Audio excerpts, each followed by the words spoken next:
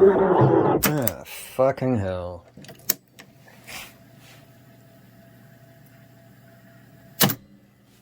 And this shit. Plus, it's not rewinding.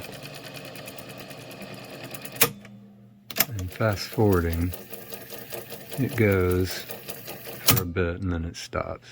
Boy, I'm so smart sometimes. Let's try rewind. Ah, fuck me.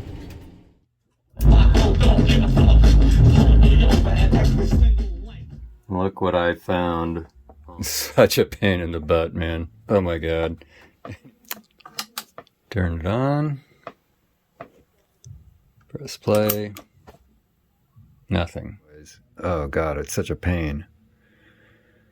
I hate fucking working on cassette decks. Damn. Not good.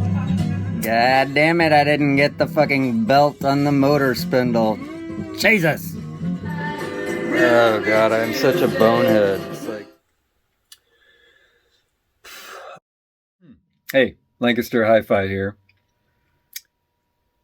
I'll take on a lot of different repair jobs, even if I don't really know what I'm doing. Because usually it's not all that hard. Amplifiers, preamps, integrated amps, receivers.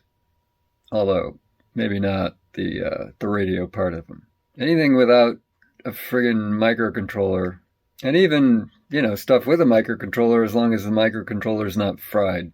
Turntables like my PL630 has a microcontroller that, knock wood, is not fried and won't fry, knock wood. Cassette decks. Anybody else just cringe at the idea of trying to fix a cassette deck? Everything's so crammed in there, man. Hard to get at anything. I mean, look, to repair any kind of electronics, you kind of got to have a fair amount of gear. I mean, Jesus, what all do I have? I've got LCR meter, combination multimeter oscilloscope, home-built power supply, hot air, all this crap. You know, crap. I mean, oh my God, all this stuff. So what's the deal with tape decks?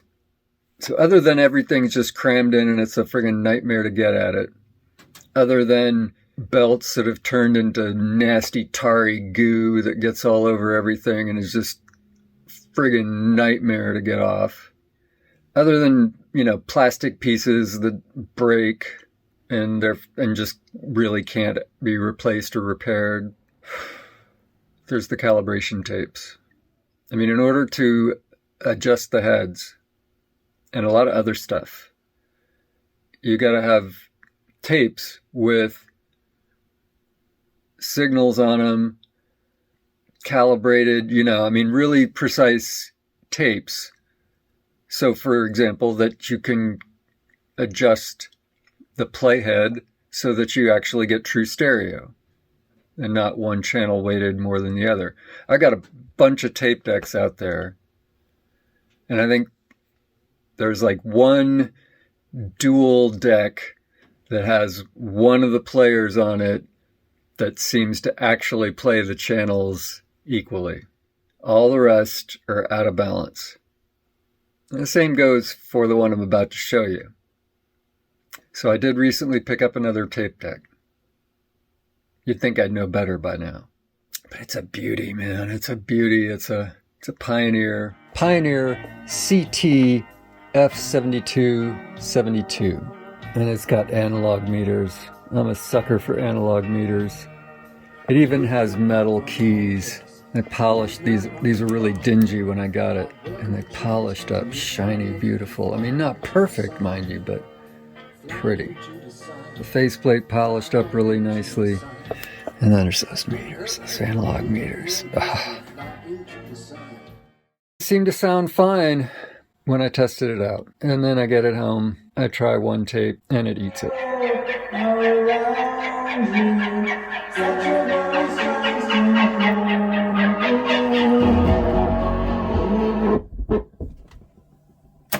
Not so bad that it damaged the tape, but not terribly. Wrapped around the pinch roller. And then I spend a bunch of time cleaning the pinch roller, using rubber rejuvenator on the pinch roller.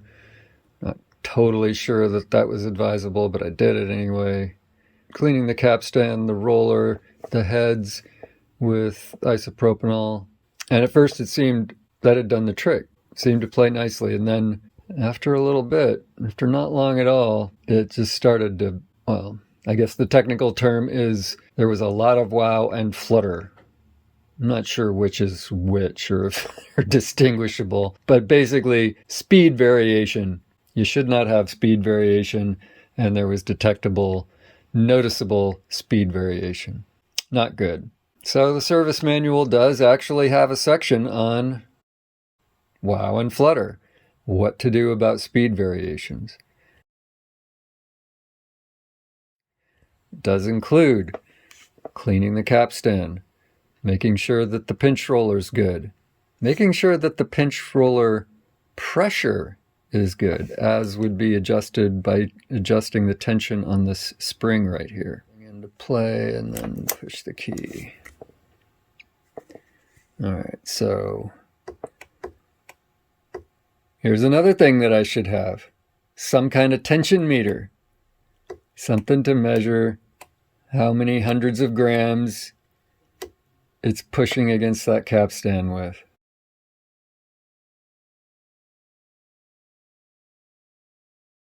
It's supposed to be around 300 grams. I don't have any way of measuring that. I don't know, it doesn't seem ridiculous, but it's eating my tape. So maybe I need to lower the pressure, loosen the spring. But whoever heard of an old spring like getting tighter over time? That just doesn't make sense to me. So I don't think that's it.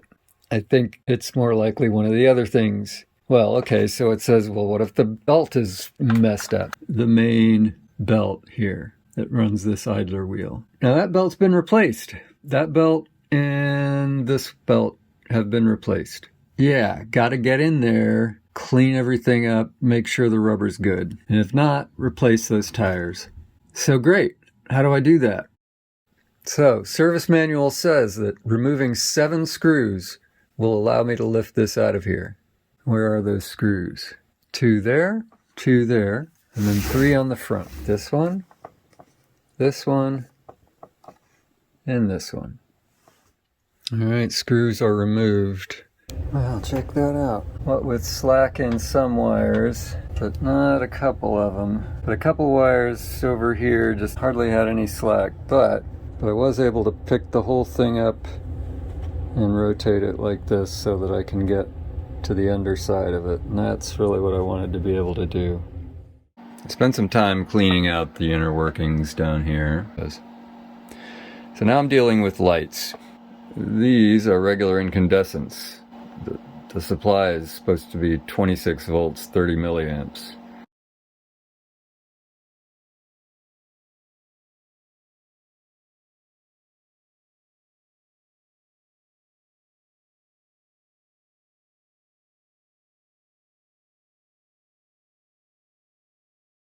And that's not any kind of standard light, or LED anyway. If I want to use LEDs, and it is a DC source, so that'll be great for LEDs, but I need to lower the voltage with a series resistor. So I did a couple calculations saying, okay, well, let's say I drop 10 volts on here.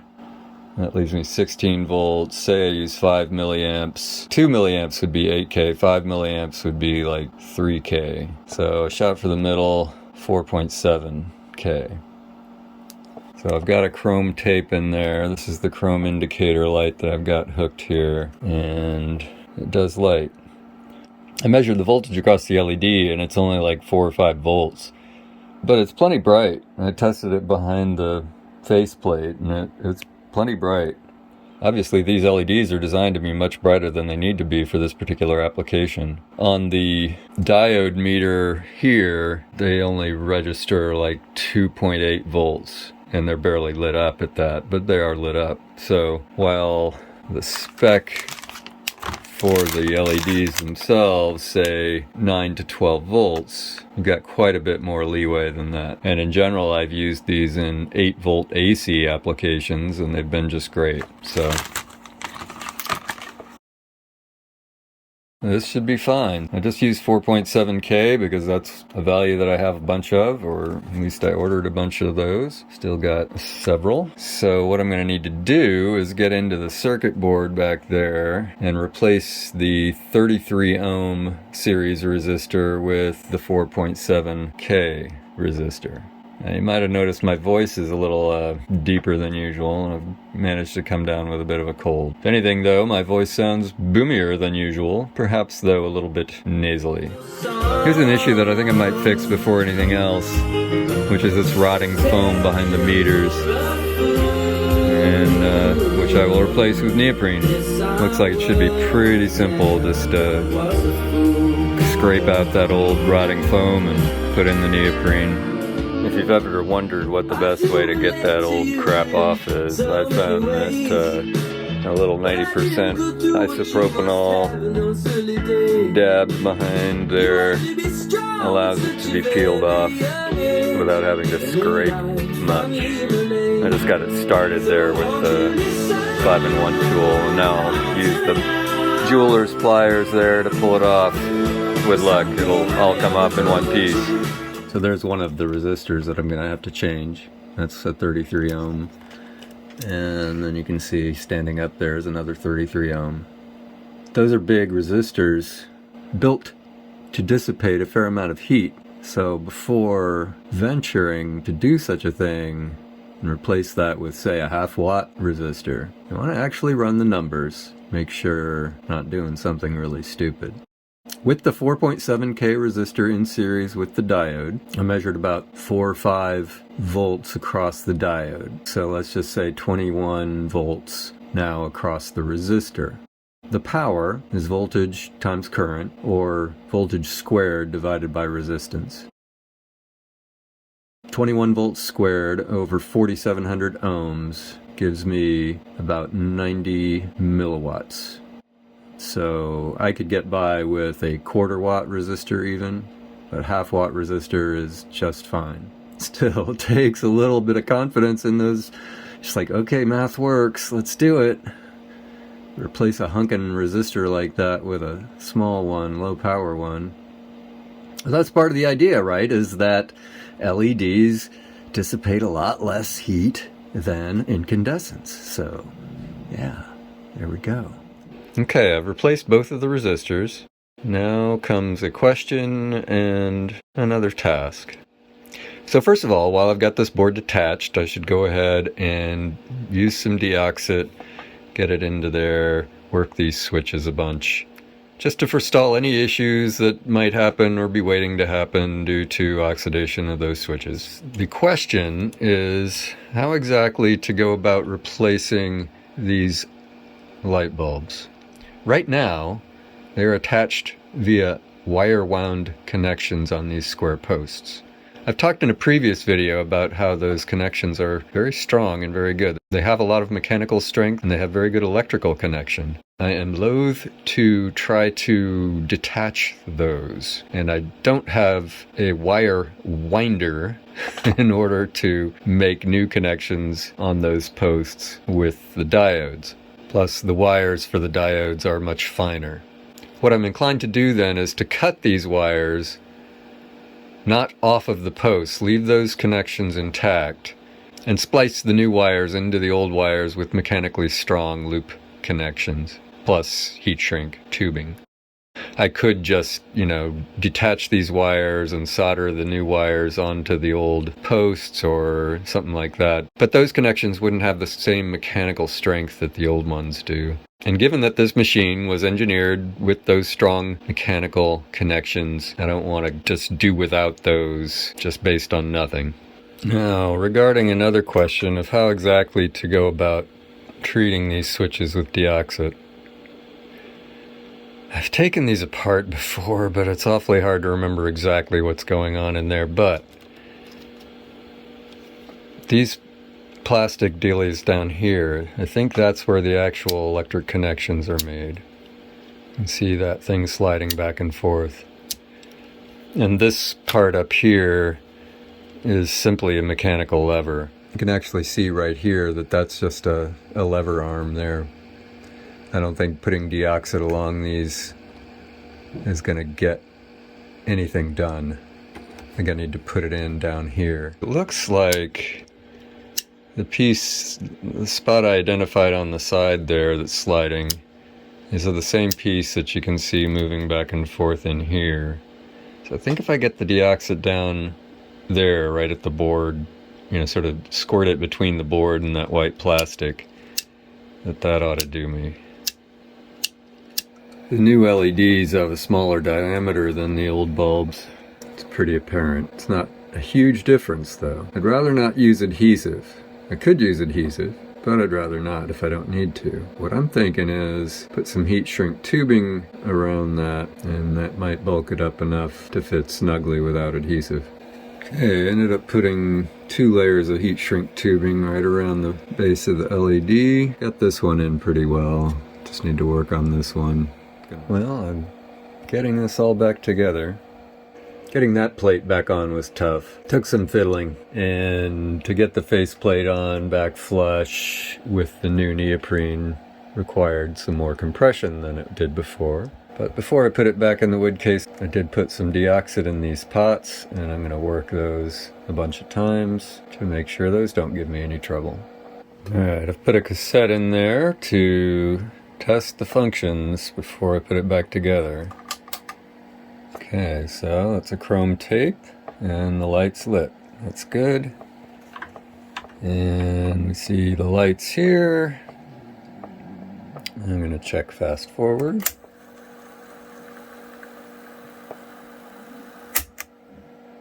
Rewind, and I'm going to rewind it all the way. Check the auto stop. Okay. Hit pause. And record. The record light comes on. I didn't replace that, but that's an LED, and I would have expected that it would not have burned out over the years.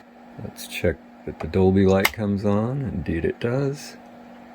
I don't believe I have a so-called iron chromium tape with which to test that other light, but I've taken the faceplate back off.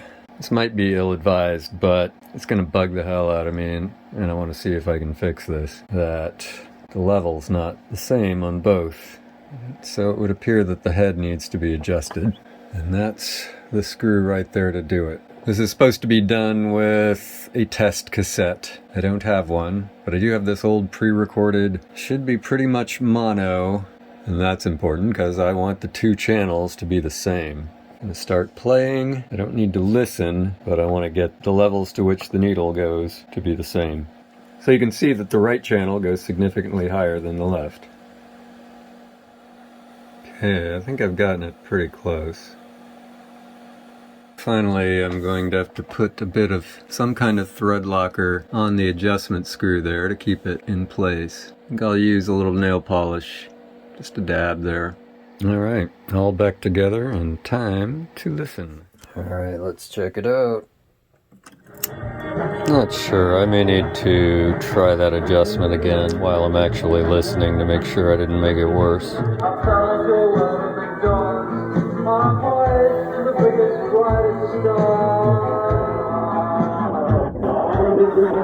Ah, fucking hell. Looks pretty clear that I over-adjusted. Left channel is definitely louder now. And this time, I'm going to try a different tack. Rather than simply watching the needles with the tape playing, I've got the headphones on, and I'm going to adjust while listening. That's interesting. So I'm listening on the headphones. As I turn it, I can definitely hear the sound quality change as well as the center shift towards the center of my head. Getting there. Sounding better and closer to the center of my head. So I wonder if it's the meters that are not good. Well, that's sounding good.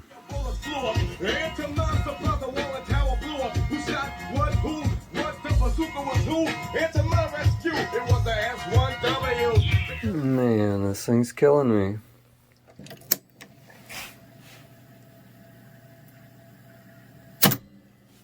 And this shit.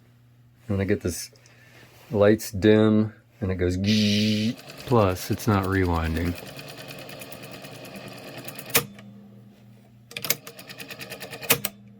And fast forwarding, it goes for a bit and then it stops. Yeah, so those tires in there and the workings, god damn it, they're just,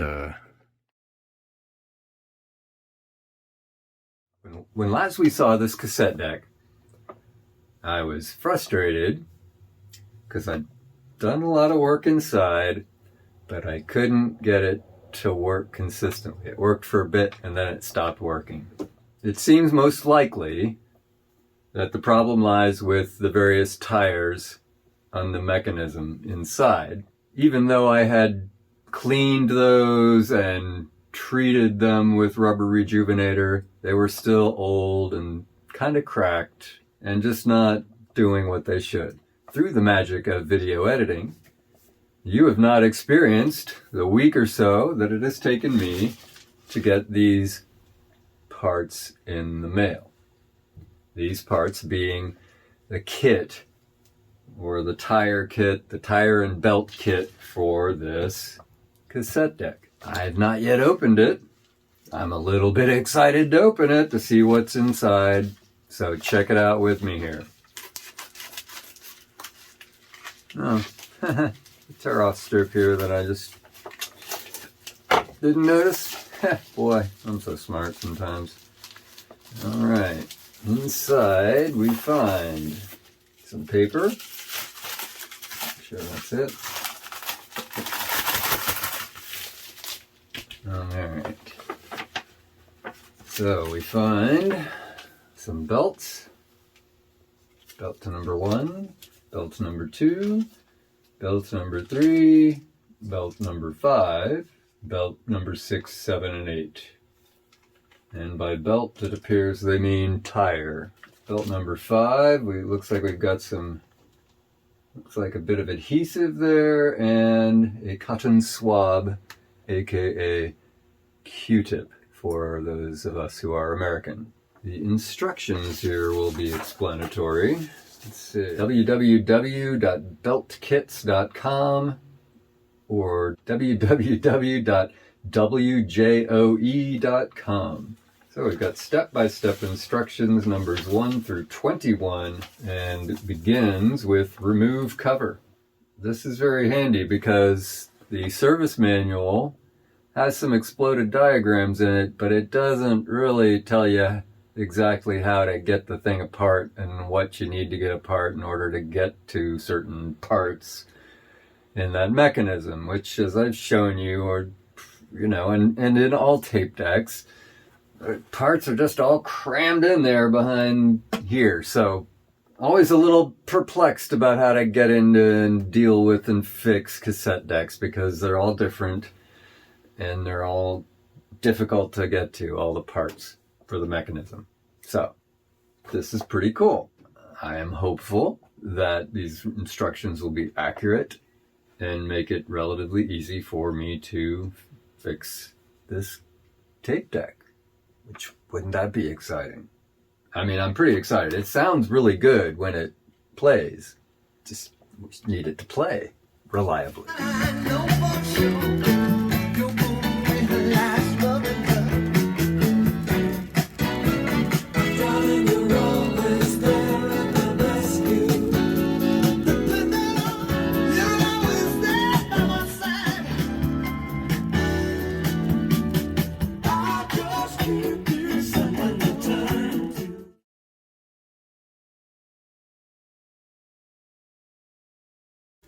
See how worn and cracked that tire is. Incidentally, that didn't just come right off all by itself. There's a what you call it, E-clip or C-clip or whatever that holds it on the end there.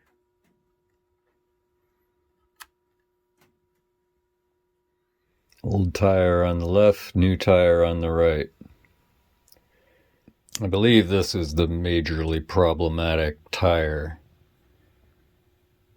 See how smooth and shiny the old one is. Yeah, you can see the cracks in it. Kind of a mess, kind of worn out. So, got our brand spanking new tire on there. And of course, while I'm at it, I've cleaned this as best I could, cleaning everything with swabs and isopropanol as much as I can. You can see some of the gunk that I've been getting off.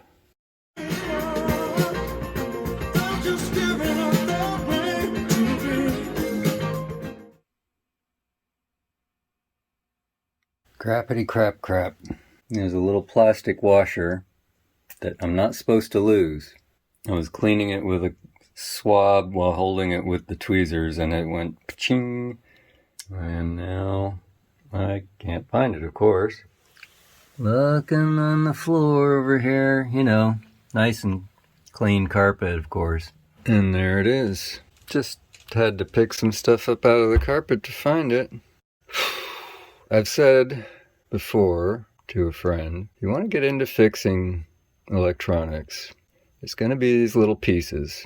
And one of them's going to go missing at some point. You got to have a plan for what to do in that case. And the plan for something like this, for which there is no easy replacement, is simply to look until you find it. Honestly, that is one of the things that can take a long time with doing repair and restoration. Finding little pieces that you drop. That thing is tiny. I finally found it. Took the better part of an hour though. Alright, I'm closing in.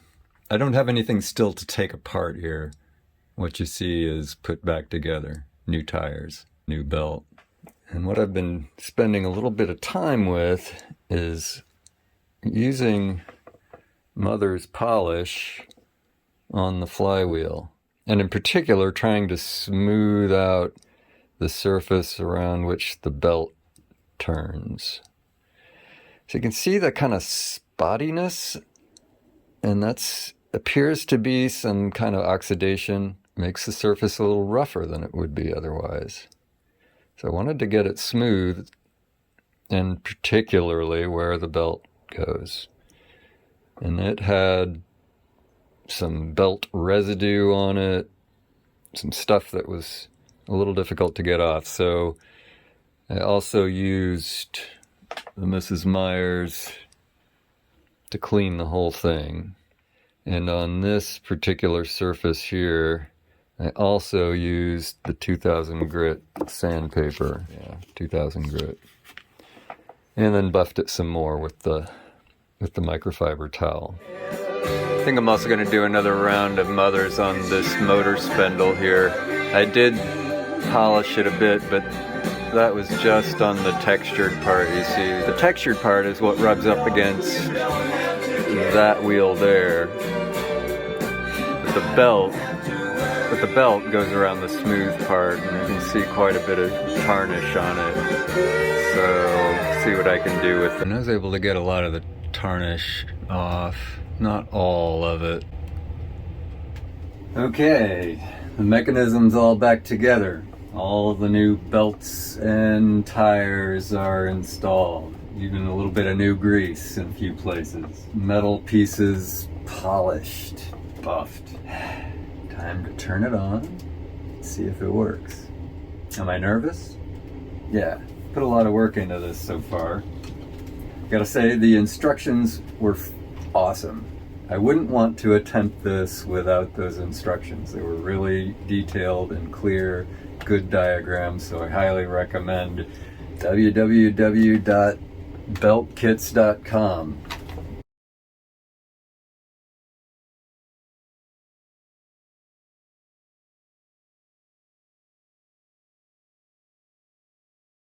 One thing that does make me worry is that there are cracks in some of the plastic pieces in there, and there's really nothing to be done about that at this point. Just fingers crossed. I'm kind of nervous.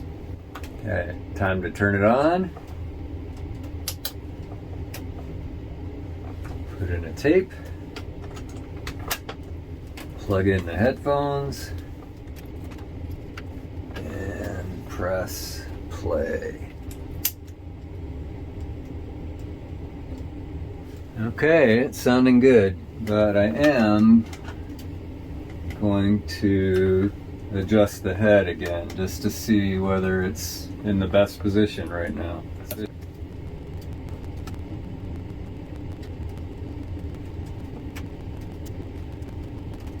Okay, seems good so far. Just want to now try the other functions, fast forward, rewind. So recall that before it would fast forward for a little bit and then stop. And it is not stopping, that's good. Let's try rewind. Ah, fuck me.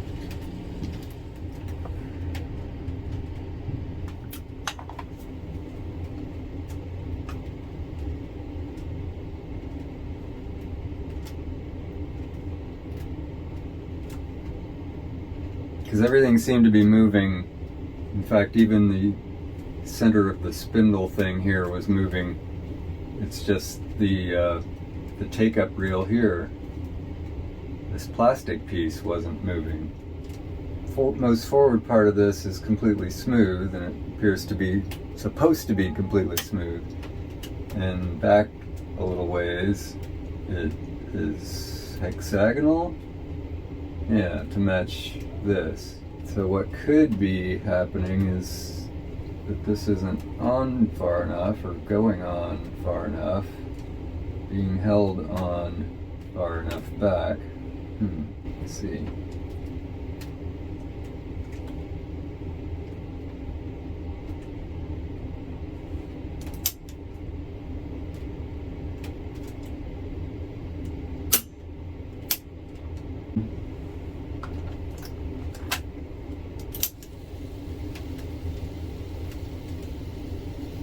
Awesome.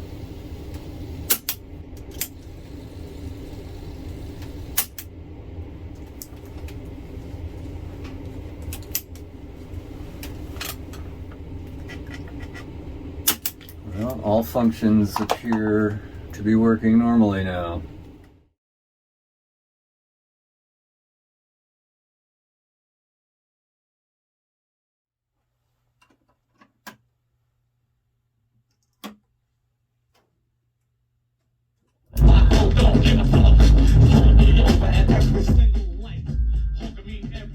This little single-ended amp is just not the one for that kind of bass, so maybe I'll switch out the amps and then we'll try it again. Alright, this time I'm using the 100 watt per channel Adcom solid state amp. Shit is still going on.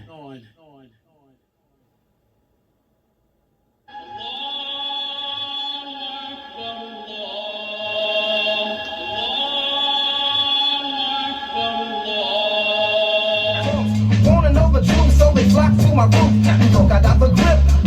I told ya, this means war as if my sister soldiers. I ain't Humpty Dumpty Jump. See, I ain't falling. You can go call it. All the king's horses and all the king's men. Try to knock me off, you never see another day again. Too black, too strong, too black. Can I tell them that I really never had a gun? But it's the wax that determined it is fun. Now that I have this working, I want to show off a feature. So it's got this memory toggle switch here. You find the beginning of the song initially, you reset the counter to 0, and then you push down this memory switch. So now, when I want to go back to the beginning of the song, I just hit rewind.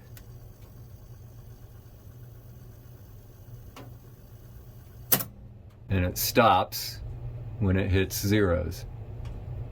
Ladies and gentlemen, it's fun. Ladies and gentlemen, it's fun. Ladies and gentlemen, it's fun. Ladies and gentlemen, it's fun. Cool like an iceberg, high like fire. Rapping on stage, my one desire. Use a bad news sucker, cause a lot of pain. I'm coming down hard like thunder and rain. Well, I was working on this Yamaha receiver on my bench. Look what I found on said bench. It's one of those little washers from the Pioneer cassette deck. I hope the service manual shows me the exact number of washers and some exploded diagram so that I can be sure of where to put that one back. Alright, well, I've got it back apart. Such a pain in the butt, man. Oh my god.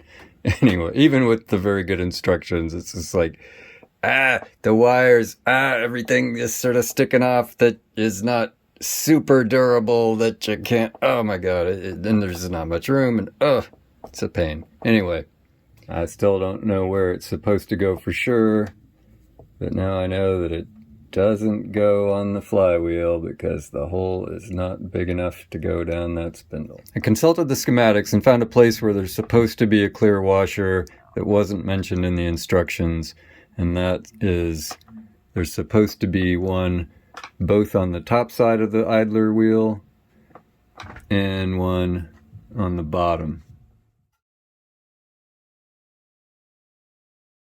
Right there. There is not a washer there. So let's see if the orphan washer fits in that spot. All right, here goes, moment of truth. And it fits. Hallelujah. So I was worried that the solution might have been too easy, that the washer wouldn't fit down beneath the E-clip, but it seems to fit just fine. So I'm gonna figure that's the right solution to the missing washer, or the orphan washer issue.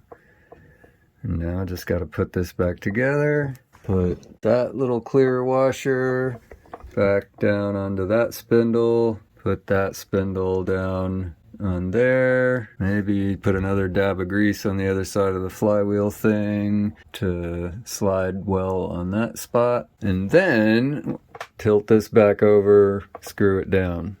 All right, mechanism's all back together. Turn it on, press play, nothing. Fast forward, nothing. Rewind, nothing. Awesome. I've checked all the wires that I could figure to check. I guess the next step is to check voltages. Voltage for the motor comes from that yellow wire and comes up here, and there's a switch that connects it to this red wire, which goes to the motor. So the voltage, 15 volts, is getting here, but it's not getting here. I just got to take the whole mechanism out again. Joy of joys. Oh god, it's such a pain. I hate fucking working on cassette decks. Alright, it's a new day. Time to take the mechanism back apart. I'm hoping to just find a ever so slightly bent out of shape actuator down there. There's two switches that get worked when you press play or rewind or fast forward. One of them that engages the motor, and that must be the one that's messed up right now. I think I figured out what's supposed to be happening and isn't. Still not entirely clear how to go about fixing it. That is, I just don't know how straightforward a fix it's going to be. It's this actuator right here.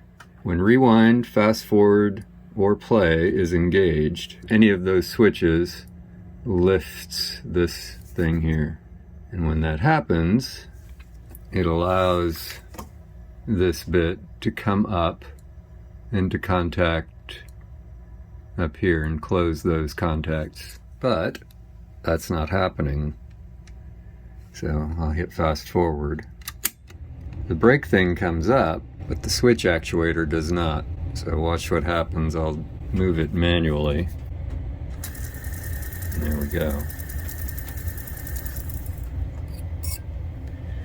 So it would appear that that got kind of bent out of shape. Well, I was working on this last night and just decided to give up for the night.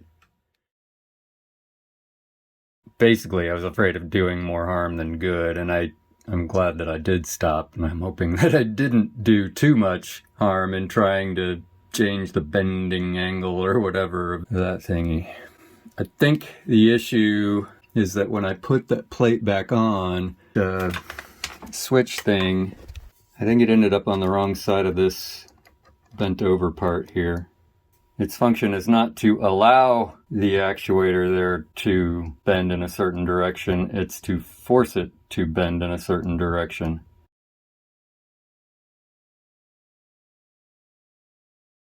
And if that's the case, then it was simply stuck on the wrong side of the bent over part there. So it may just remedy itself when I put it back together and do it right this time. Okay, now we've got to reattach this wire to that post there. And that is where the wire broke from all the flexing back and forth that I've been doing. Let's try it out. Damn, not good. Oh. Well, that's good. What's the fucking deal with fast forward? God damn it. God damn it, I didn't get the fucking belt on the motor spindle. Jesus!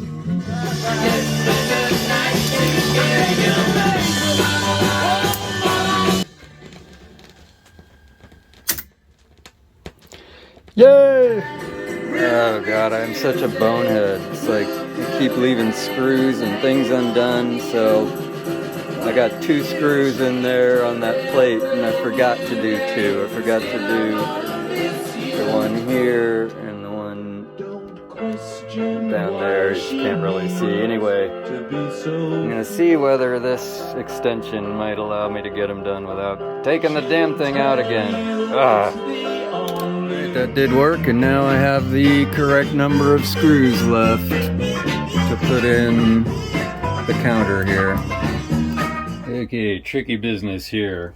I am supposed to put 316 millivolts into the input, the record input. Can't quite get it to exactly, and I can only get one channel nearly exactly at a time because the pot on the preamp is not perfect. Now I'm supposed to check the output on this board on one of these pins, pin number 57, adjust the input level so that that is 676 millivolts, then adjust one of the little variable resistors that I can access over here to get the needle to exactly 0 dB. Alright, I found the right pin for the left channel. So I'm supposed to adjust this level to get that to 676, and then I'm supposed to adjust the pot back here to make the needle read 0.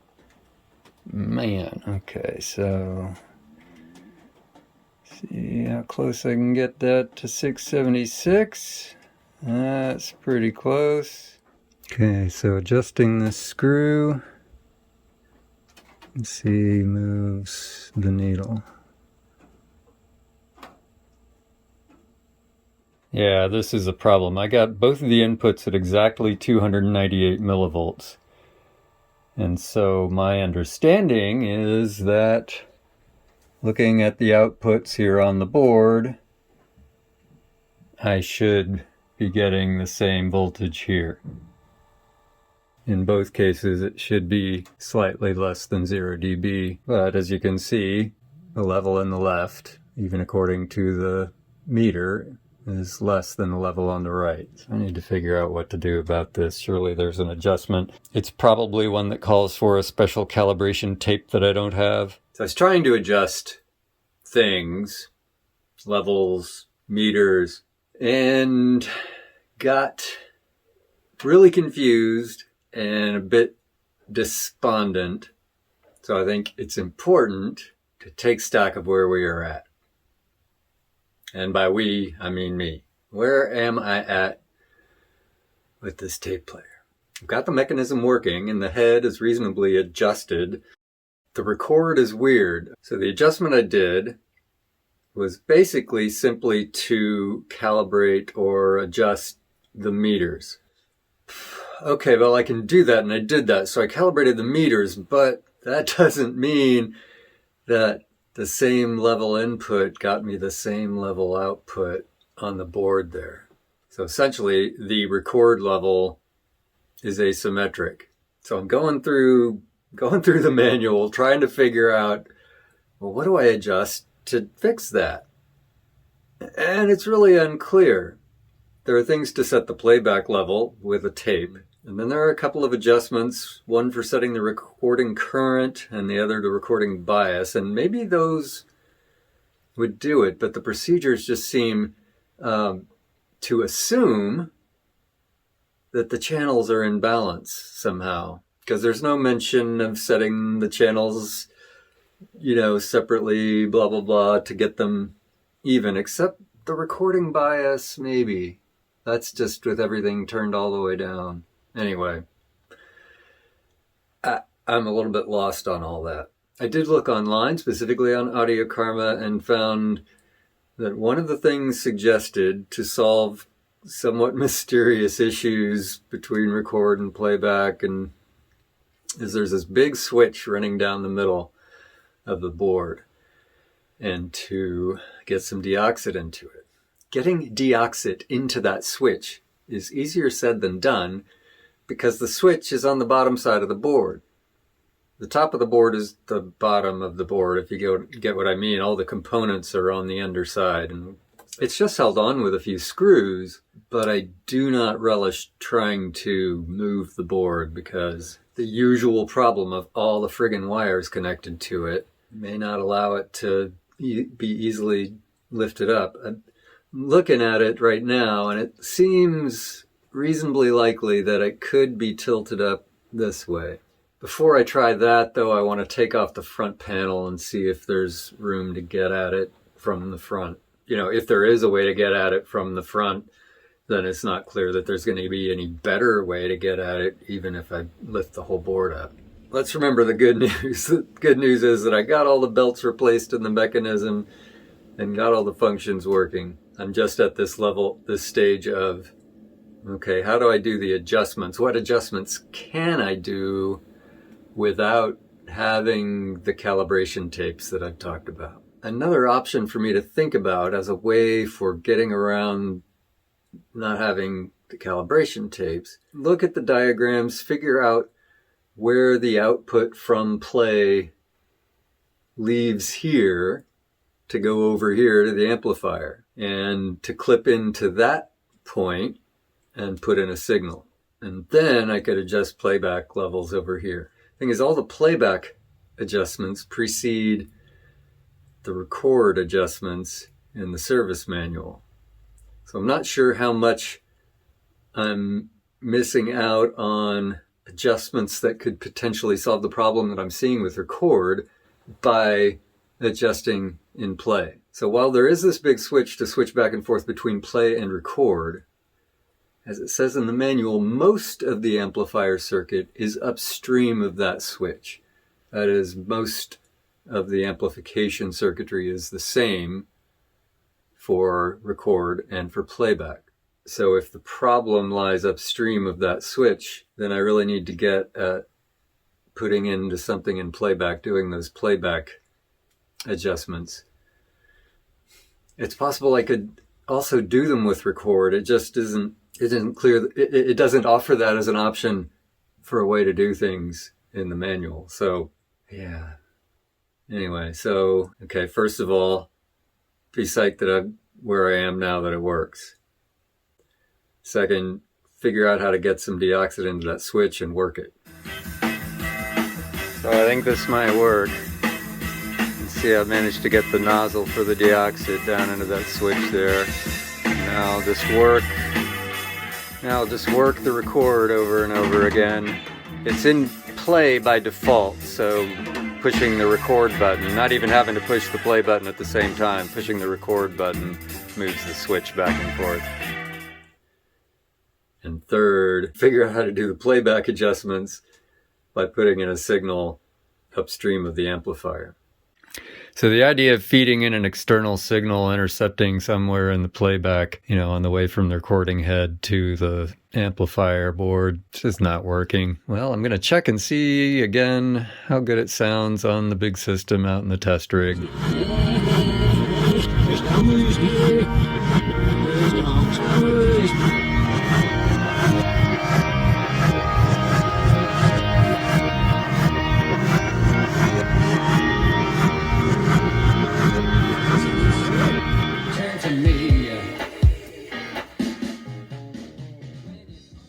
So time to put a bow on this tape deck, at least on the video about this tape deck.